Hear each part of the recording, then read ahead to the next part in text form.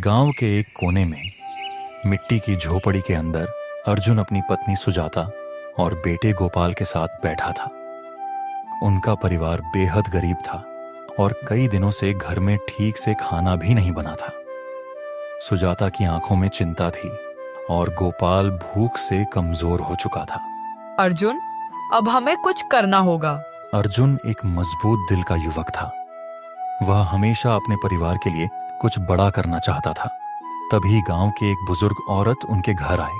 अर्जुन, अगर तुम सच में अपने परिवार के लिए कुछ करना चाहते हो तो तुम्हारे लिए एक मौका है। कैसा मौका? कई सालों से एक जादुई खजाने की कहानियां सुनी जाती हैं जो घने जंगल में छिपा है।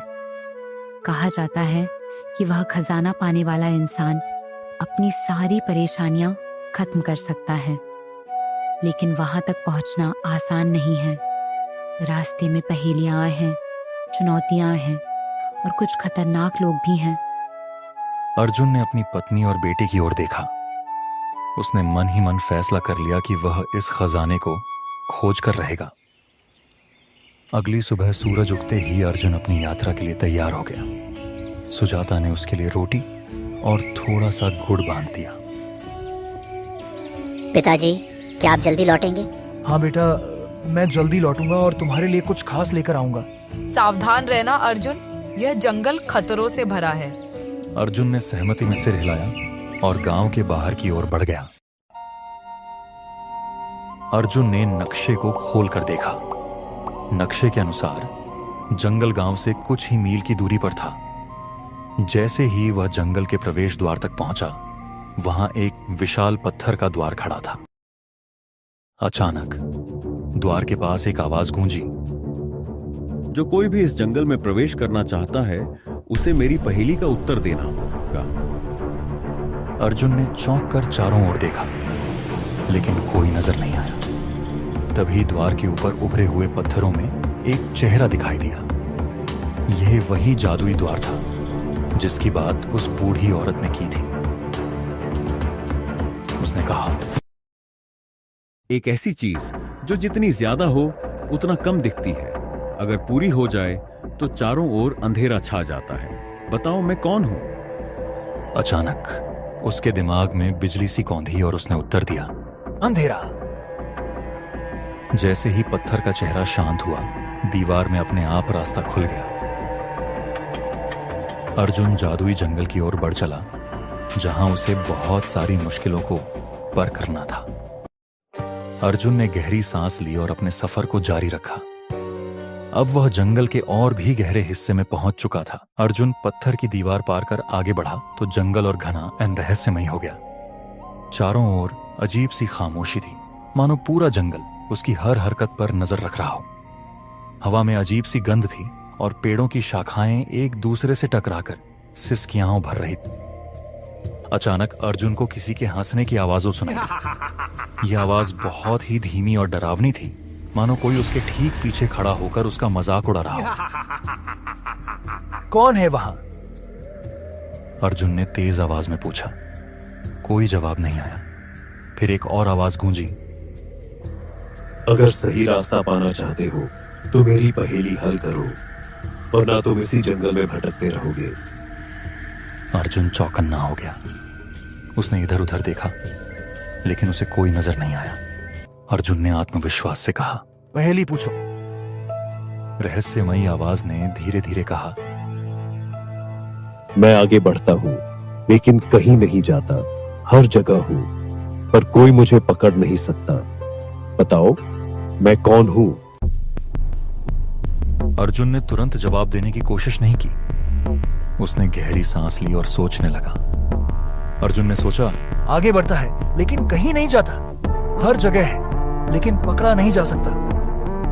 अर्जुन ने सोचा, समय हमेशा आगे बढ़ता रहता है लेकिन कोई उसे रोक या पकड़ नहीं सकता। उसने आत्मविश्वास से उत्तर दिया, समय।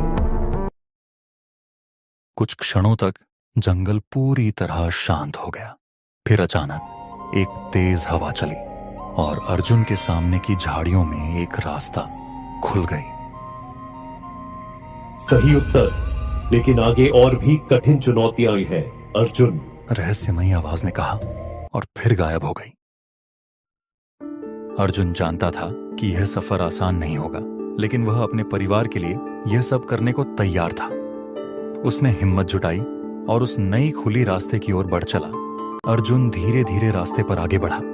जंगल पहले से ज्यादा घना हो गया था और सूरज की रोशनी अब मुश्किल से ही जमीन तक पहुंच रही थी। अचानक अर्जुन के कदम ठिठक गए। उसके सामने जमीन पर सूखी पत्तियों की एक मोटी परत बिछी हुई थी।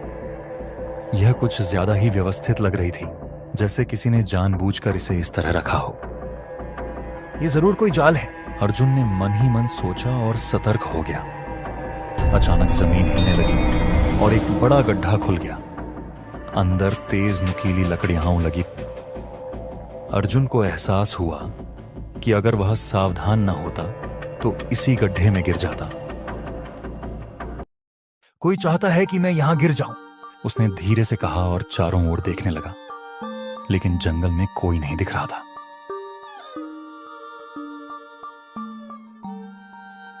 उसने एक लंबी छलांग लगाई और गड्ढे के किनारे से बचते हुए दूसरी तरफ पहुंच गया। अब वह समझ चुका था कि यह जंगल सिर्फ पेड़ों और जानवरों से भरा नहीं था। यहां कई और रहस्य छुपे थे।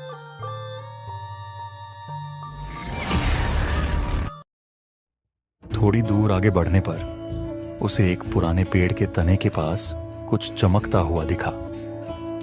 उसने पास जाकर देखा तो वहां एक धातु की प्लेट रखी हुई थी, जिस पर कुछ अजीब से चिन्ह उकेरे गए थे। अर्जुन ने उसे उठाया और गौर से देखा।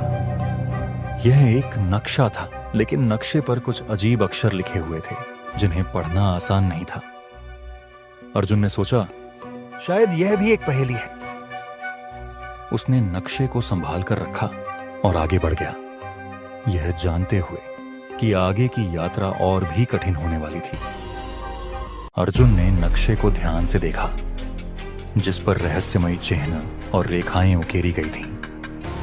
नक्शे के बीचों बीच एक गोल निशान था, जिसके चारों ओर अजीब अक्षर लिखे हुए थे। नक्शे के कोने में एक छोटा सा पाठ लिखा था, जिसे पढ़ना ना आए वह अंधेरे में खो जाएगा।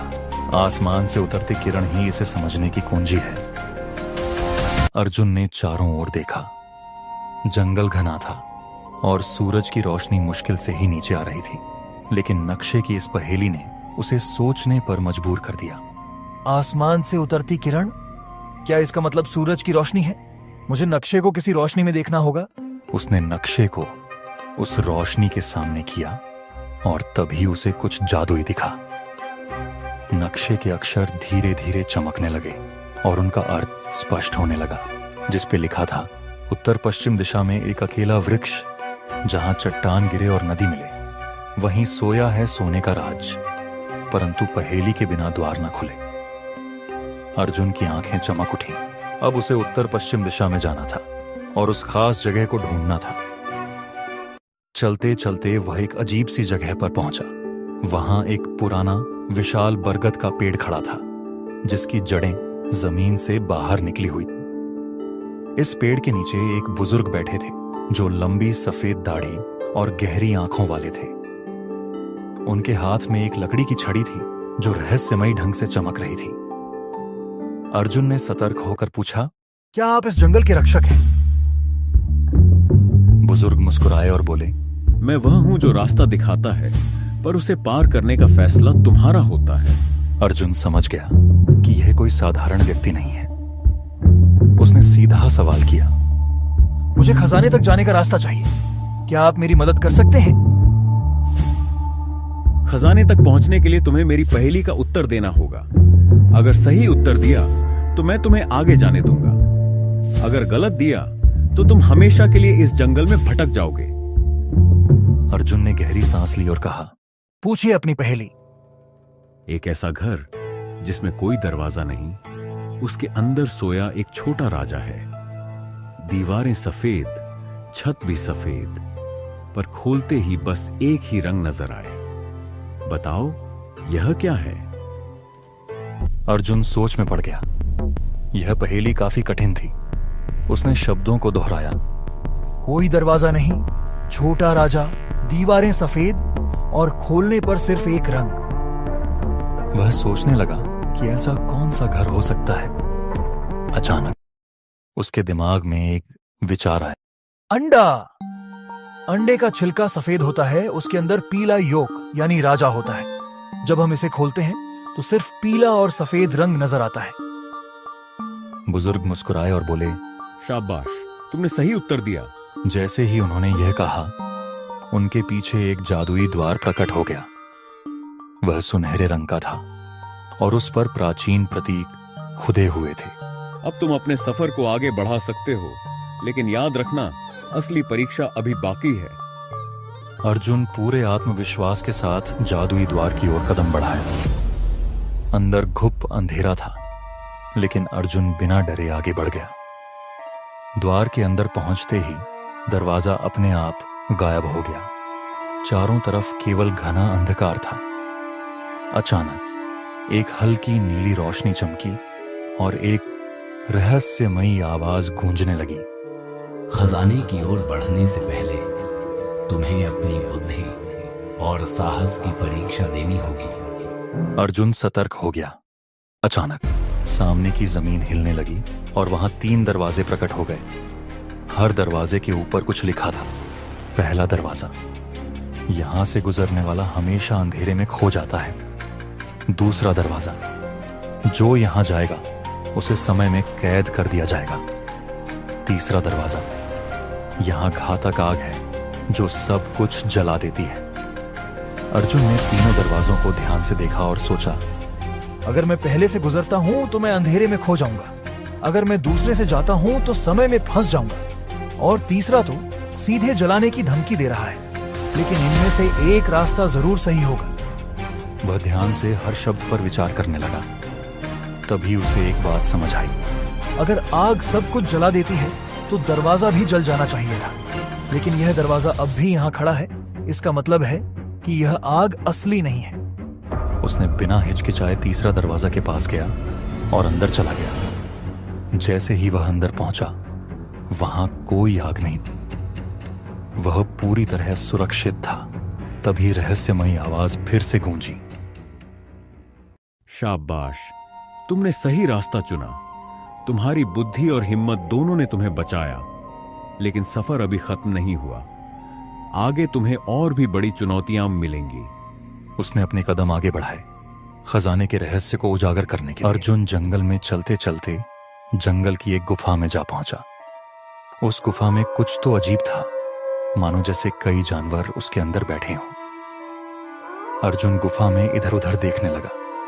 अचानक उसकी नजर सामने रखे एक पुराने दीपक पर पड़ी। उसमें कुछ रहस्यमयी चमक थी। शायद यह यहां से निकलने में मेरी मदद कर सके, अर्जुन ने सोचा और धीरे धीरे दीपक के पास गया। जैसे ही वह करीब जाकर उठाना चाहा, गुफा के अंदर बिजली की चमक दौड़ गई। तेज हवा चलने लगी और अचानक उसके सामने एक विशाल आकृति प्रकट हुई।